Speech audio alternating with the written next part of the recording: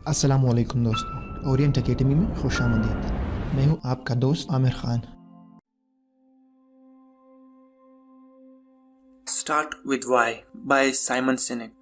क्यों से शुरू करें साइमन सिनेक की शाहकार तसनीफ। आज की इस वीडियो में हम इस किताब का पहला हिस्सा सुनेंगे। हिस्सा अव्वल, एक ऐसी दुनिया जो क्यों के साथ शुरू नहीं करती। सबक नंबर 1, फर्ज करें आपको मालूम है। Assume that you know. एक सर्द जनवरी के दिन एक 43 साल शख्स ने अपने मुल्क के चीफ एग्जीक्यूटिव की हैसियत से हल्फ लिया। उसके साथ साबका एक मशहूर जनरल खड़ा था जिसने 15 साल कबल अपनी कौम की मुसल्लह अफवाज को एक जंग में कमांड किया था, जिसके नतीजे में जर्मनी को शिकस्त हुई। नौजवान रहनुमा ने रोमन कैथोलिक मजहब में परवरिश पाई। उसने अगले 5 घंटे उसके एहजाज में परेड देने में खर्च किए और वो सुबह 3 बजे तक मनाते रहे। तुम जानते हो मैं किसके बारे में बयान कर रहा हूँ? हाँ, ये 30 जनवरी 1933 की बात है। मैं एडवुल्फ हिटलर की वजाहत कर रहा हूँ, और नहीं, ज्यादातर लोग फर्ज करेंगे जॉन एफ कैनेडी को। बात यह है कि हम मफरूजे बनाते हैं। हम हमारे आसपास के दुनिया के बारे में मफरूजे बनाते हैं जो कभी कभार नामुकम्मल या गलत मालूमात पर मबनी होते हैं। इस मामले में मेरे पेश करदा मालूमात नामुकम्मल थे। आप में से बहुत से लोगों को यकीन था कि मैं जॉन एफ कैनेडी को बयान कर रहा हूँ, यहाँ तक कि जब मैंने एक छोटी सी तफसील तारीख शामिल कर दी। ये ज़रूरी है क्योंकि हमारा सलूक हमारे मफरूज़ों या हमारी ख्याली सच्चाइयों से मुतासिर होता है। हम वो फैसले करते हैं जो हम लोग समझते हैं कि हम जानते हैं। ये बहुत पुरानी बात नहीं है कि अक्सरियत लोगों का ख्याल था कि दुनिया फ्लैट है। इस ख्याली हकीकत का हमारे रवैये पर असर पड़ा। इस मुद्दत के दौरान बहुत कम रिसर्च हुई।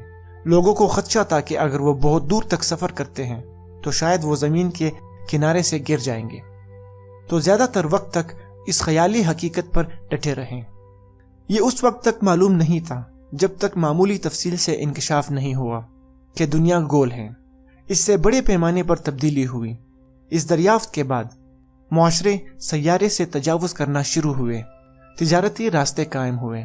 मुसालिहे की तिजारत, मुआशरे के माबैन नई आइडियाज मसलन रियाजी का इश्तराक किया गया, जिसने हर तरह की बिदात और तरक्की को फरोग दिया। एक सादा गलत मफरूजे की इस्लाह ने नस्ल इंसानी को मुतारिक कर दिया और आगे बढ़ाया। अब गौर करें कि तंजीमें कैसे बनती हैं और फैसले कैसे होते हैं। क्या हम वाकई जानते हैं कि कुछ तंजीमें क्यों कामयाब होती हैं और दूसरे क्यों कामयाब नहीं होती, या हम सिर्फ फर्ज कर लेते हैं? इससे कोई गर्ज नहीं कि आपकी कामयाबी की तारीफ एक मुकर्ररा स्टॉक की कीमत का हदफ हो। किसी की एक मुकर्ररा रकम बनानी होती है, आमदनी या मुनाफे के हदफ को पूरा करना, एक बड़ी तरक्की हासिल करना, अपनी कंपनी शुरू करना, गरीबों को खाना खिलाना, अवामी दफ्तर को जीतना। हम अपने मकासद के हासूल के बारे में किस तरह चलते हैं वो बहुत यकसा है। कुछ हम में से सिर्फ उसे बिगाड़ देते हैं, लेकिन हम में से अक्सरियत कोशिश करते हैं कि कम से कम कुछ डेटा इकट्ठा करें ताकि हम तालीम याफ्ता फैसले कर सकें। कभी कभी इस इज्तिमा का अमल रस्मी होता है, जैसे पोल्स का इनेकाद या मार्केट की तहकीक, और बाज़ औक़ात यह गैर रस्मी होता है, जैसे अपने दोस्तों और साथियों से मशवरा मांगना या कुछ नुक्ता नज़र फराहम करने के लिए हमारे अपनी ज़ाती तजर्बे पर गौर करना। अमल या अहदाफ से कतई नज़र हम सब चाहते हैं कि हम तालीम याफ्ता फैसले करें।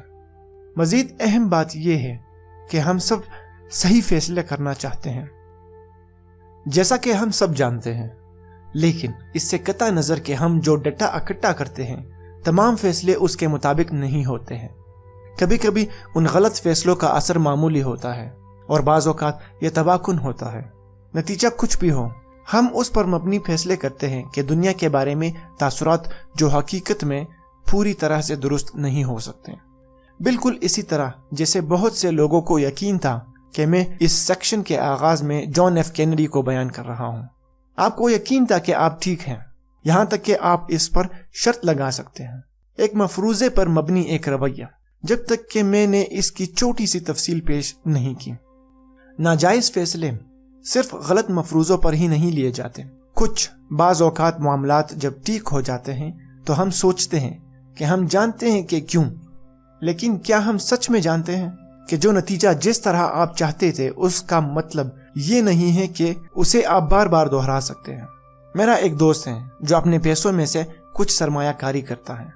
جب وہ اچھی طرح کارکردگی کا مظاہرہ کرتا ہے، اس کی وجہ اس کے دماغ اور صحیح سٹاک کے انتخابات کی صلاحیت ہے، کم سے کم اس کے مطابق۔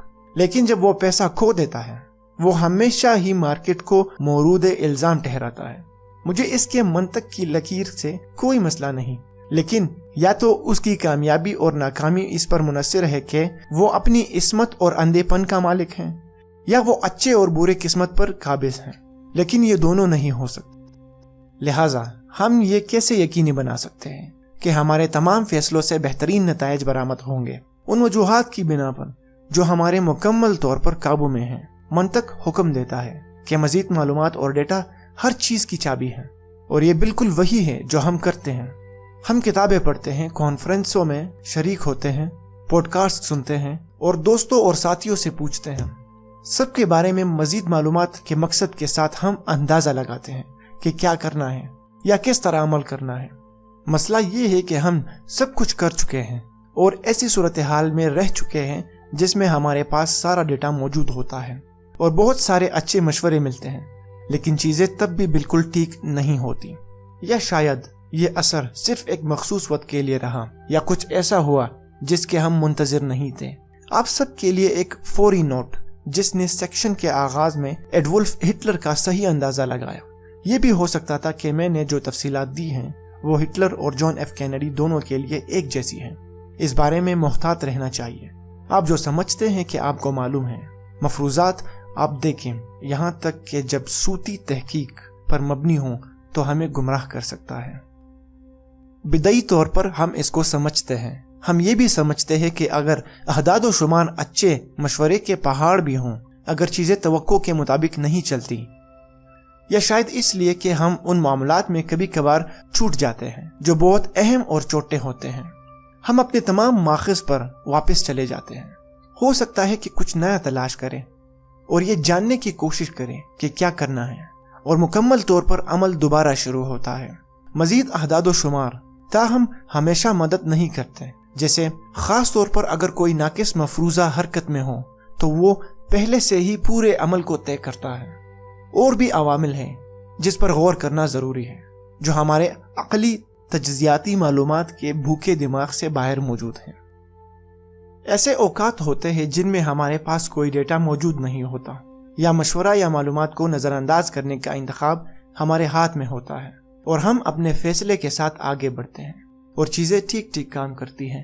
کبھی کبھی توقع سے بھی بہتر حوصلہ اور عقلی فیصلہ سازی کے مابین یہ رقص بہت زیادہ اس بات کا احاطہ کرتا ہے کہ ہم کس طرح کاروبار کرتے ہیں، اور یہاں تک کہ اپنی زندگی کس طرح گزارتے ہیں۔